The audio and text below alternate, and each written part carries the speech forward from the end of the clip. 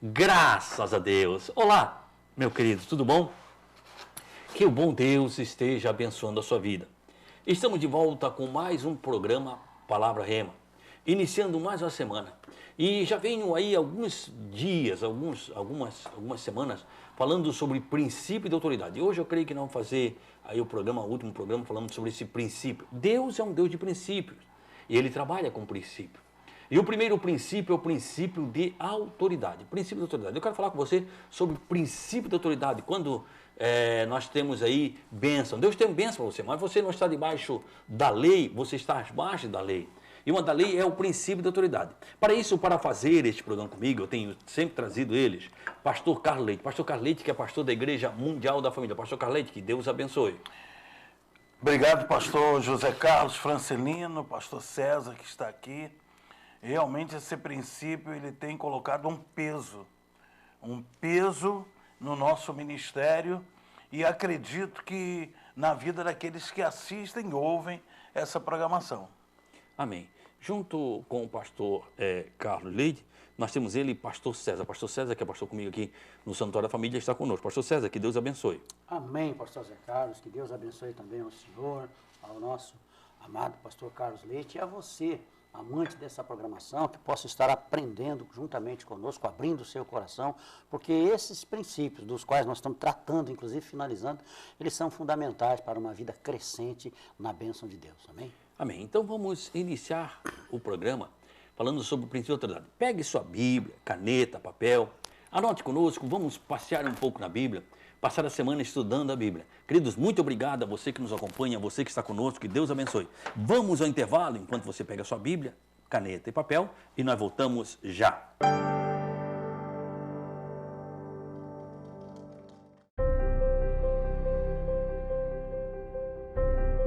Você que está angustiado, talvez você está triste, sem amigos. Você se encontra enfermo e está precisando de uma oração. Você tem dúvidas e precisa de um conselho amigo?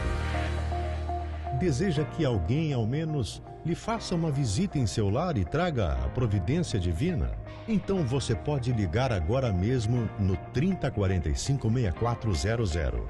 A Igreja Santuário da Família está de portas abertas para você. Anote aí, você vai precisar. 3045-6400. Santuário da Família. O ministério que leva você para o caminho certo. Jesus. Sobre um princípio de autoridade. E base do texto que nós estamos pegando está lá em Romanos capítulo 13, versículo 1 e versículo 2. Pastor Carlos, você pode ler, pastor? Muito bem, eu estou lendo a Bíblia NTLH, Bíblia de Estudo, hein? Obedeçam às autoridades, todos vocês, pois nenhuma autoridade existe sem a permissão de Deus. E as que existem foram colocadas nos seus lugares por Ele. Assim que quem se revolta contra a autoridade está se revoltando contra o que Deus ordenou. E os que agem desse modo serão condenados. Quer dizer, então vem dizendo, a minha versão um pouquinho diferente, diz o seguinte: toda a alma ou todo mundo, lembrando que o livro de Romanos, livro de Coríntios, livro de Gálatas, livro de Efésios, esses livros são escritos para a igreja, não são escritos para evangelização, são escritos para a igreja. Diferente do Evangelho. O Evangelho de Lucas foi escrito por um amigo de Lucas, que nem convertido era, para que ele fosse evangelizado. Mas esses livros são para trazer a doutrina, que a função apostólica é trazer a doutrina à igreja, vem para trazer a doutrina à igreja.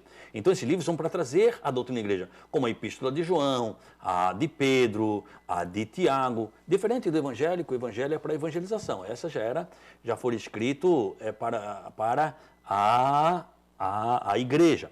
Então aqui ele está falando com a igreja, ele está dizendo assim, ó, toda alma, quando fala, ele diz todo irmão, todo se submeta a autoridades superiores. Ele está falando aqui sobre governo humano. E se você for ver, este livro, provavelmente, segundo os estudiosos, foi escrito no livro de 56, 58. Quem era a autoridade que estava sobre ele? Essa autoridade que estava sobre ele, a autoridade que estava em Roma, era Nero. Então ele vem dizendo que devia se submeter a Nero. Nero que tocou fogo em Roma e acusou os cristãos. Então ele vem falando, ele vem ensinando a igreja, vem trazendo doutrina à igreja. Porque não há autoridade que não venha de Deus. Se nós temos que aquela autoridade...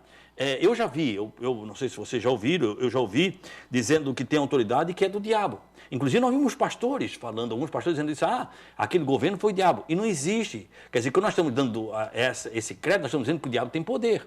E o diabo não tem poder. Nós temos que lembrar que Jesus de Santos foi-me dado toda a autoridade nos céus e na terra. Ou todo o poder, o direito de exercer autoridade nos céus e na terra. O poder está na mão de Deus. Sabemos que Jesus Cristo tem autoridade aqui. Já vimos em programa anterior que a autoridade está na mão de Deus. E Deus concede a sua autoridade. Eu não posso dizer que ninguém chegou lá, eu posso não concordar com o jeito que ele governa, ou não concordar com o jeito que ele age, mas eu tenho que entender que foi Deus que o colocou ali. E nós vimos isso em programas anteriores, já falei sobre isso, se você não vai lá no YouTube, eu vou pedir ali que o Daniel coloque aqui o canal do YouTube, ele vai colocar aqui o canal do YouTube, nós temos aí os programas anteriores lá, vai lá e veja os programas anteriores, quer dizer, nós temos anteriormente, pastores, que Deus é a fonte da autoridade. E ele sendo fonte da autoridade, ele concede a autoridade e ele respeita a autoridade. Jesus não ensina isso. Quando Jesus chegou perante Pôncio Pilatos, lá no livro de João, capítulo 19, Pilatos, ele já tinha passado por Pilatos, Pilatos faz uma pergunta para ele e ele não responde. Aí Pilatos olha para ele e diz, sei, tu não sabes que eu tenho autoridade sobre a tua vida? Eu tenho autoridade sobre a tua vida. E era Pilatos. Era Pilatos. Eu tenho autoridade sobre Jesus. Jesus era o filho de Deus, era Pilatos. Eu tenho autoridade sobre a tua vida. Jesus podia ter dito, não, sobre a minha vida não. Minha vida quem tem autoridade é Deus. Mas não, Jesus reconheceu, porque Jesus sabia que a autoridade estava sobre ele, era a autoridade de Deus. Ele disse, eu posso te libertar e te matar. Eu tenho autoridade sobre a tua vida. Sim. Jesus não questionou a autoridade dele. Jesus apenas disse, nenhuma autoridade tu terias. Quer dizer, Jesus reconhece a autoridade dele. Se do alto não viesse. Se do alto não te fosse dado pelo meu Pai. Que está não fosse concedido pelo meu Pai. Quer dizer, a autoridade que Pôncio Pilatos tinha, não vinha de Roma, vinha de Deus. E nós temos que entender isso. Quando nós entendemos o princípio da autoridade, lembrando que nós estamos falando que Deus é Deus de princípios. E ele trabalha sobre o princípio. Quando nós entendemos o princípio de autoridade, nós entendemos o Deus de princípios, entendemos, e a nossa vida vai bem. Muitas pessoas, pastor César e pastor Carlete, eu tenho ouvido falar, dizendo assim, mas comigo isso não acontece. Ele vê testemunhos, ele vê bênção, ele vê as coisas acontecer, o pastor Carlos prega lá, e as coisas acontecem, vê alguns irmãos dando testemunho que as coisas acontecem, o pastor César prega, as coisas acontecem, mas por que comigo não tem acontecido? Por quê? Porque às vezes ele está ferindo algum princípio. E eu já disse, nós estamos debaixo da lei do reino, nós somos parte do reino. E eu sempre falo aqui, eu estou falando várias vezes, a pessoa diz, pastor, você é repetitivo, mas que você possa entender. Quando você vai para Israel, você às vezes pousa em algum país, você nem entra. Você nem faz a imigração, não chega a carimbar o seu passaporte para entrar naquele país. Você vai fazer uma maldição. Você já maldição uma vez de 2 ou 3 horas, mas a imigração é muito demorada, você não entra naquele país. Mas você pousou na Inglaterra para ir para Israel. Porque eu digo Israel, muita gente vai para Israel. Você pousou na Inglaterra. Se você acontecer um delito dentro do aeroporto, mesmo você não tendo passado o seu visto ali, ou você tendo entrado naquele país, a lei que vai vir sobre você é a lei do governo inglês. Porque você está naquele país, você está debaixo daquela autoridade. A autoridade ali é a autoridade britânica. Quando você vem para o reino dos céus, você passa a fazer parte do reino dos céus. E a lei que vem sobre você é a lei dos céus. E quando nós ferimos princípio, as coisas não acontecem. Tudo isso, pastor, na verdade é uma questão de jurisdição. Nós precisamos entender. Dentro disso que o senhor está falando é interessante. Até, por exemplo, existem estados no próprio estado americano que têm a pena capital de morte, lei diferente. Não é? O delito é o mesmo delito, só que em caso a sentença é pena de morte, outra sentença é prisão perpétua e assim por diante. Então é dentro disso que nós estamos... E pastor César, e países soberanos, eles não vão mudar. A gente teve aqui um caso, num país aí fora, que havia uma pena de morte para traficantes. Acho que foi nas Filipinas. É isso. Que o governo se interferiu. Exatamente. Porque era um traficante e queria evitar a morte. Aí o embaixador tentou interceder, a presidente na época era Dilma Rousseff, tentou fazer alguma coisa com aquele também que sucedeu ela, o Temer, né? Que era daqueles países ali, que entendia muito bem, mas não deu jeito. Foi pego com a droga e sofreu a pena de morte, infelizmente. E não teve o que fazer, né? Não teve o que fazer. Agora, pastor Zé Carlos, dentro disso eu gostaria até que o senhor nos esclarecesse, né, dentro desse diálogo, para que a gente possa também estar aprendendo. Essa vontade permissiva, vamos dizer assim, essa permissão, está dentro, nós sabemos que há uma vontade de Deus legítima e uma vontade de Deus permissiva. No caso de Nero, Deus, lógico que Deus, ele permitiu que Nero governasse, seria isso? Sim. Não é? Lógico que Deus não perde o jamais controle. ele vai querer que um governo totalmente absurdo como o de Nero vai estar trabalhando. Foi uma situação, porque muitas vezes acontece conosco, né? A pessoa vai dizer, mas aquele governo lá é um governo que mata criança, que fere princípios, que quebra os direitos, que extrapolam as leis, que corrompe. E como é que Deus vai aceitar algo? Mas muitas vezes, dentro desse tal governo citado, Deus permite situações como aconteceu no caso de Israel, Deus permitir determinados reis que foram até maus para um determinado tratamento, ou seja, para que algo, o irmão está entendendo, é para propor um propósito. Não, Deus o julgou propósito Israel é o com final, propósito. Quer dizer, quando Nero botou fogo em Roma e ele condenou os cristãos, na época eles não entenderam. E eles tiveram que fugir. E quando eles fugiram, eles espalharam o evangelho. Havia um propósito de Deus nessa situação. Quer dizer, nós temos que entender que Deus está no propósito sempre, Deus tem os seus propósitos e Deus está no controle. Deus não perde o controle. Deus está no controle. Quer dizer, para eles que estavam passando por aquela situação, meio que incompreensível. Como é que Deus permite? Mas, na verdade, a finalidade era que o evangelho fosse abrangente. É difícil ouvir a voz de Deus no meio do vale. É fácil nos altos, na colina, no meio do vale, quando você está passando por uma luta. Entender por que você está passando por uma luta. Que nós questionamos. Né? Hoje, infelizmente, a igreja do século XXI tem ensinado Jesus Cristo da facilidade. Você vai vir para Jesus porque a tua vida, todos os seus problemas vão ser solucionados e você vai viver um mar de rosa. Não foi assim com os apóstolos. Não foi assim com os crentes antigos. A Bíblia diz em Hebreus, quando ele vem falando disso, muitos foram feridos e cortados ao meio. Pessoas que a terra... Não, anônimos. Ele falou em alguns marcos e falou em anônimos. Muitos que ele não sabem foram feridos, partidos ao meio. Quantos cristãos verdadeiros deram, porque ali são verdadeiros, deram a sua vida dentro do Coliseu romano para que o evangelho continuasse? Quantos sacrificaram a sua vida para que o evangelho chegasse a nós? O evangelho não foi com facilidade. O sangue serviu como semente. Nenhum discípulo de Jesus, sem ser João, não foi martirizado, não teve morte sem ser natural. Todos tiveram morte sem ser natural, a não ser João, começando já por Estevão. Quer dizer, então eles enfrentavam a morte. Por amor de ti, enfrentamos a morte todo dia. Quando é que nós enfrentamos a morte hoje? Hoje nós temos a tranquilidade, e graças a Deus por isso, nós temos a liberdade e nós temos a Constituição a nosso favor. Se alguém invadir um culto, nós chamamos a polícia vem e prende aquela pessoa porque ela está obstruindo um culto. Nós temos a nosso favor. Mas não éramos assim. Se você for ver, eu tive o privilégio de nascer num lar cristão. E eu me lembro os princípios da igreja, que é hoje a igreja mais conhecida aqui na região, que era a Assembleia de Deus. Ela começou aqui, não era bem São João, aqui, num bequinho que chamávamos ali, acho que era Simão o nome do irmão, se não me falha a memória. E os cultos, as pessoas atiravam pedras na igreja. Quando eu era criança, que eu tinha a minha infância, hoje é moda você dizer que você é cristão, hoje é natural você dizer, mas quando eu era criança, o cristão parecia que tinha lepra. As pessoas na escola falavam, aquele lá é crente. Era muito raro, aquilo lá é crente. E tinha pessoas que não brincavam com... Nós éramos criança como toda criança é igual, é pura. Né? Por isso eu deixar vir a minha criança, porque ele está no reino do céu. Tinha pessoas que não brincavam, porque nós éramos cristãos. Isso eu estou falando agora, né? Lá no século passado, na década de 70. Quer dizer, e nós temos pessoas que passaram isso.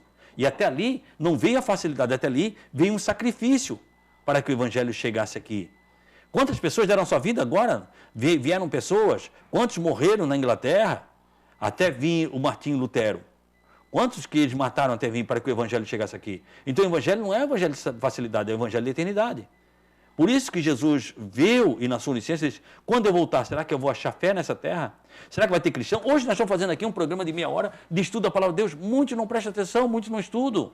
Porque deixou de ser agradável. Agradável é quando ele tem dizer que Deus vai dar para ele uma BMW, eu improvisar um monte de mentira.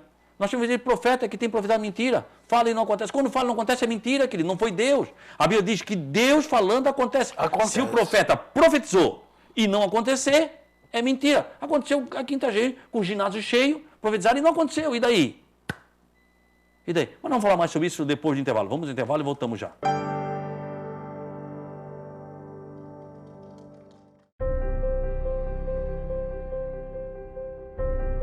Você que está angustiado, talvez você está triste, sem amigos. Você se encontra enfermo e está precisando de uma oração. Você tem dúvidas e precisa de um conselho amigo? Deseja que alguém, ao menos, lhe faça uma visita em seu lar e traga a providência divina? Então você pode ligar agora mesmo no 3045-6400. A Igreja Santuário da Família está de portas abertas para você. Anote aí, você vai precisar. 3045-6400. Santuário da Família. O ministério que leva você para o caminho certo. Jesus. Graças a Deus. Estamos de volta com o programa Palavra Rema. E nós estávamos falando ali sobre o profeta, sobre pessoas às vezes falam, eu não preciso. A Bíblia diz que ai daquele que diz assim diz o Senhor, e o Senhor não disse nada. A Bíblia diz também, a Bíblia também fala, isso é Bíblia, nós temos que conhecer a Bíblia. Se o profeta falar e não for Deus, certamente ele morrerá. E tem gente morta espiritualmente. Por quê? Porque querem botar palavra quando Deus não falou. Nós temos que aprender que você quer ouvir, é muito fácil, as pessoas, eu quero ouvir Deus falar, eu vou lá em tal lugar para ouvir Deus falar. Você quer ouvir Deus falar? Lê a Bíblia. Querido, nós temos que lê a Bíblia e Deus vai falar com você. Lê a Bíblia e Deus vai falar com você. A Bíblia diz que não é nós. E esses sinais seguirão aqueles que creram. Quer dizer, não precisa você, se Deus quiser falar com você, Deus vai mandar ir na tua casa falar com você. Não precisa você andar atrás, correndo atrás. O pastor Zé Carlos, é interessante isso que o senhor está falando, porque a palavra de Deus em Apocalipse 22:18 diz exatamente assim, olha, porque eu testifico a todo aquele que ouvir as palavras da profecia deste livro, que se alguém acrescentar alguma coisa, Deus fará vir sobre ele as pragas que estão escritas nesse livro. E se alguém tirar quaisquer palavras do livro dessa profecia, Deus tirará a sua parte da árvore da vida e da cidade santa que estão escritas nesse livro. Então, a responsabilidade é muito as coisas, e nós temos, e na nossa obrigação como liderança, o que nós estamos fazendo para o Palavra Rema? Estamos tentando ensinar você, querido, porque nós queremos ver você no céu, independente da igreja que você pertence. Quando eu faço aqui o programa Palavra Rema, eu estou aqui para ensinar você, dizendo que o céu é o teu lugar, tentando ensinar você que é céu, tentando falar para você céu. Por isso que eu quero que você vá para o céu, independente da denominação, se você é assembleano, se você é batista, se você é presbiteriano, enfim, da igreja que você frequenta, nós queremos ensinar para você céu. Céu, céu, céu. E é isso que é a obrigação da igreja, ensinar céu. Eu tenho trazido aqui pastores de várias denominações religiosas. Hoje está conosco o pastor Carlos Leite, que é da Igreja Mundial da Família. Eu tenho trazido aqui o pastor aqui da Mar, pastor Gilberto da Mar, enfim, vários líderes, para nós ensinarmos céu. Porque a igreja precisa aprender céu. Nós somos cidadãos celestiais e não queremos saber como é que é o reino. Então, vem falando isso. E eu não quero me sair muito, vamos fazer, semana que vem, falar sobre isso, mas nós estamos falando sobre o princípio da autoridade. Então, por que as coisas não acontecem? Porque você não está vivendo o princípio. O primeiro princípio é o princípio da autoridade. Pessoas que, quando nós nos levantamos contra uma autoridade, Deus não está mais conosco. Vou repetir. Quando nós levantamos contra uma autoridade, Deus já não está mais conosco. Prega 1 Timóteo, pastor César, capítulo 19, se você pega 2 Timóteo, capítulo 4. 1 Timóteo, capítulo 19, o versículo 19 e o versículo 20. 1 Timóteo, capítulo 1, versículo 19 e 20. 1 Timóteo, capítulo 1, versículo 19 e 20. E 2 Timóteo, capítulo 4. 1 Timóteo, capítulo 1, versículo 19 e 20. 19 e 20 diz assim: conservando a fé e a boa consciência, rejeitando a qual alguns fizeram naufrágio na fé. Rejeitando a qual alguns fizeram naufrágio na fé. E entre esses foram Himeneu e Alexandre, os quais entreguei a Satanás para que aprendam a não blasfemar. Quer dizer, olha só, ele vem falando no 19, ele vem dizendo o quê?